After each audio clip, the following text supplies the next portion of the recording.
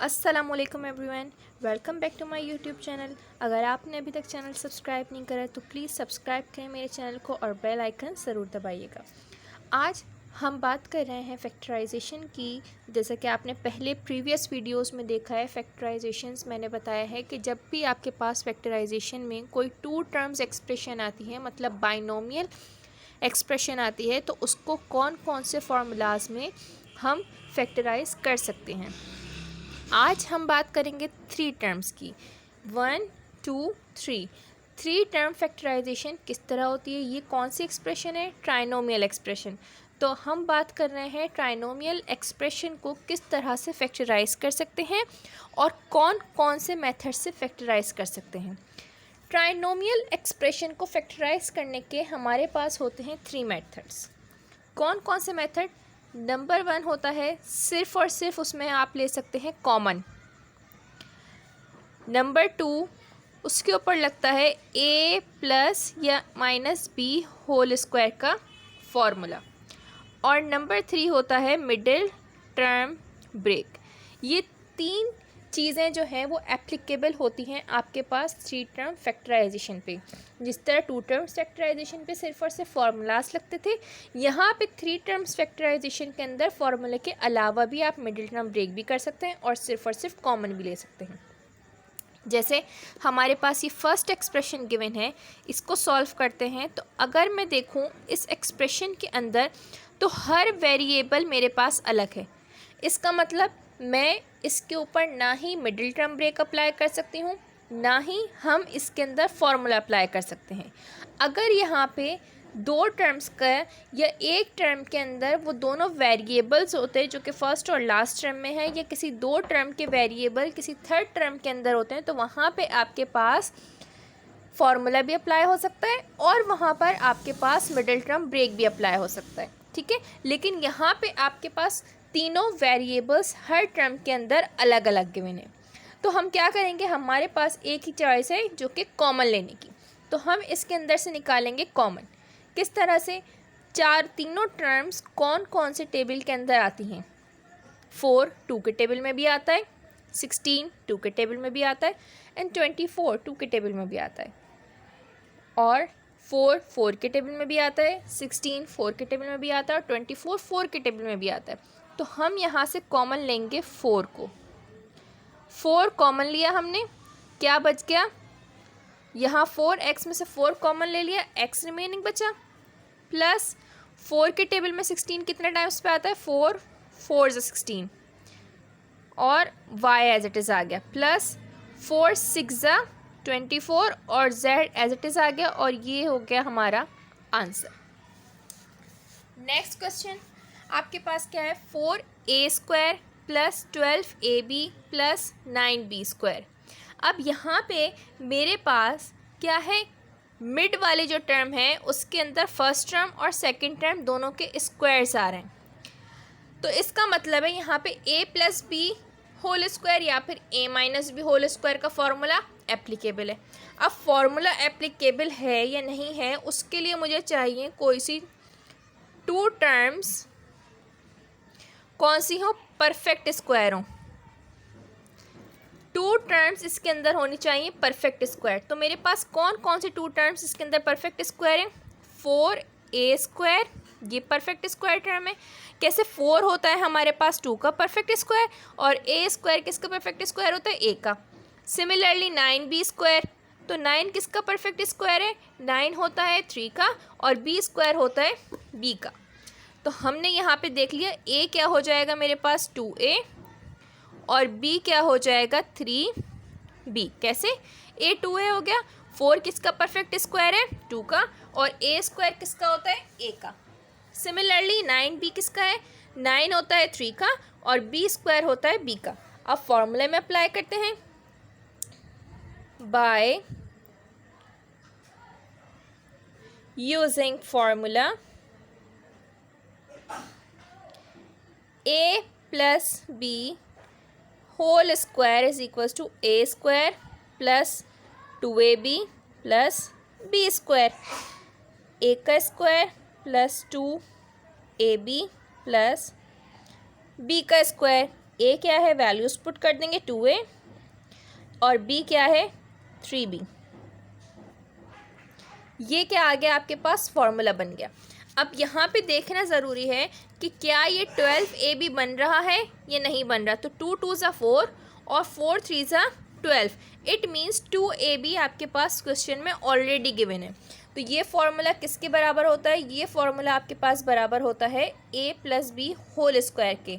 तो a होता है 2a और b क्या है 3b का होल स्क्वायर, और ये आ गया आपके पास आंसर। ठीक है, हमने क्या देखा इसके अंदर हमने देखा कि दो टर्म्स जो हैं आपके पास वो परफेक्ट स्क्वायर टर्म्स हैं, और वो जो मिड टर्म है वो आपके पास परफेक्टली फार्मूले में कन्वर्ट हो रही है। यहाँ पे ये पूरा उन्होंने फार्मूला एक्सटेंड करके दिया हुआ था, तो इस फार्मूले को हम क्या करेंगे, पूरे को पैक कर लेंगे। फार्मूला उन्होंने पूरा एक्सटेंड करके दिया था, हम यहाँ पे फार्मूले को क्या कर लेंगे, पैक कर लेंगे, उसको क्लोज कर लेंगे। कभी भी कहीं पे भी हमें जब भी फार्मूला गिवन होता है, या तो हमें फार्मूला ओपन गिवन होता है तो उसे पैक करना होता है, अगर इस फॉर्म में होता है पैक होता है तो उसको हमें एक्सटेंड करना होता है, ओपन करना होता है। ठीक है, अब चलते हैं थर्ड क्वेश्चन की तरफ। थर्ड क्वेश्चन के अंदर क्या है, मेरे पास x² + 3x - 10।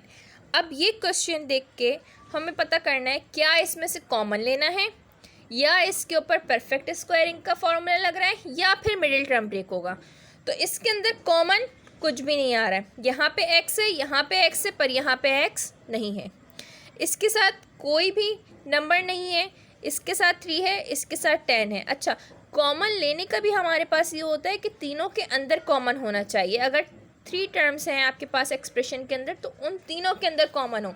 ये नहीं कि 2 के अंदर कॉमन है और 1 के अंदर नहीं है तो हम कॉमन ले लेंगे, नहीं, ऐसे नहीं है।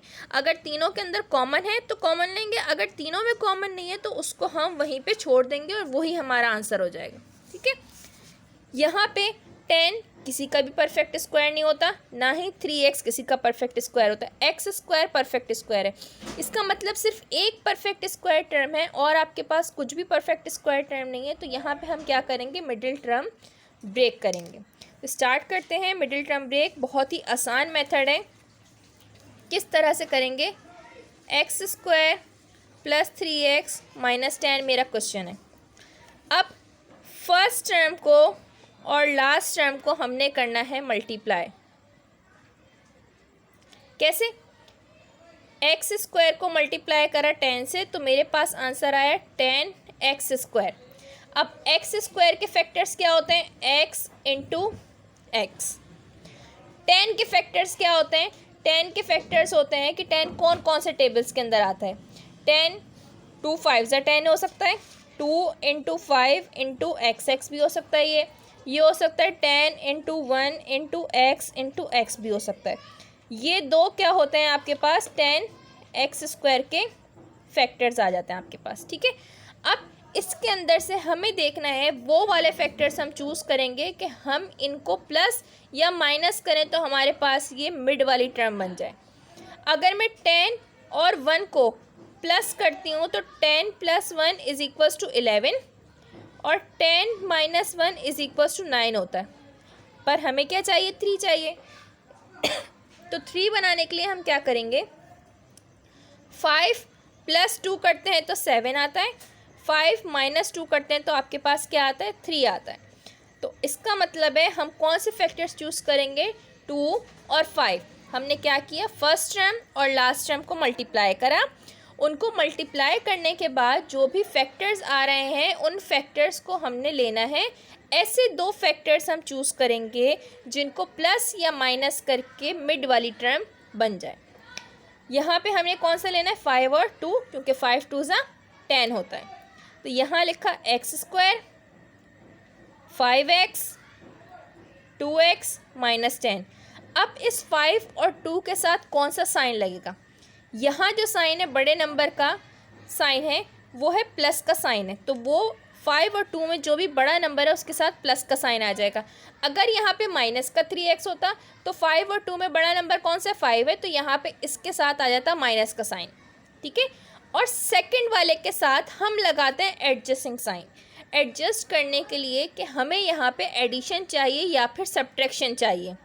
Plus plus plus, plus minus minus, minus plus minus, minus minus plus होता है। तो यहाँ पे हमें सब्ट्रैक्शन चाहिए, तो प्लस माइनस माइनस होगा। ठीक है, अब यहाँ पे आके हमें क्या करना है, अब हमें लेना है कॉमन, क्योंकि फैक्टराइज करना है, फैक्टर्स में कन्वर्ट करना है एक्सप्रेशन को। तो फर्स्ट टू में से हम कॉमन लेंगे और लास्ट टू में से कॉमन लेंगे। ठीक है, फर्स्ट टू और लास्ट टू में से कॉमन निकालेंगे। तो फर्स्ट टू के अंदर आपके पास सिर्फ और सिर्फ एक्स है कॉमन। यहाँ पे एक्स स्क्वायर है मतलब एक्स आ गया, यहाँ पे 5x है मतलब एक्स आ गया। अब एक्स स्क्वायर में से एक्स बाहर आ गया तो क्या बचा, एक्स प्लस का साइन है तो प्लस का साइन आ गया। 5x में से x बाहर आ गया तो अंदर क्या बचा आपके पास, सिर्फ और सिर्फ 5, ब्रैकेट क्लोज। यहाँ पे कॉमन क्या है, माइनस का साइन है, दोनों के साथ माइनस है तो माइनस मैंने कॉमन ले लिया, और दोनों ही क्या है 2 के टेबल में आते हैं, तो यहाँ पे आ गया 2 कॉमन। अब -2x में से -2 ले लिया तो हमारे पास क्या बचा, सिर्फ और सिर्फ x, और यहाँ पे 10 आ गया तो 2 के टेबल में 10 कब आता है, 5 आता है। अब बीच का साइन जो है वो कैसा होगा, minus plus, minus plus minus, वापस से ऊपर वाला साइन आपके पास सही बने ऐसे साइन आपको एडजस्ट करना होता है। ठीक है, यहाँ पे आ गया x ये वाला और ये वाला -2, और ये दोनों जो x + 5 थे इन दोनों को हमने एक साथ लिख लिया और ये हो गया हमारे पास फैक्टराइज। उम्मीद करती हूँ आपको वीडियो पसंद आई होगी और ये बहुत ही आपके लिए हेल्पफुल होगी। आगे और ही इसी तरह की इंटरेस्टिंग वीडियोस को देखने के लिए प्लीज़ चैनल को सब्सक्राइब करें, इस वीडियो को लाइक करें और कमेंट करके ज़रूर बताइएगा क्या ये वीडियो आपके लिए हेल्पफुल है या नहीं।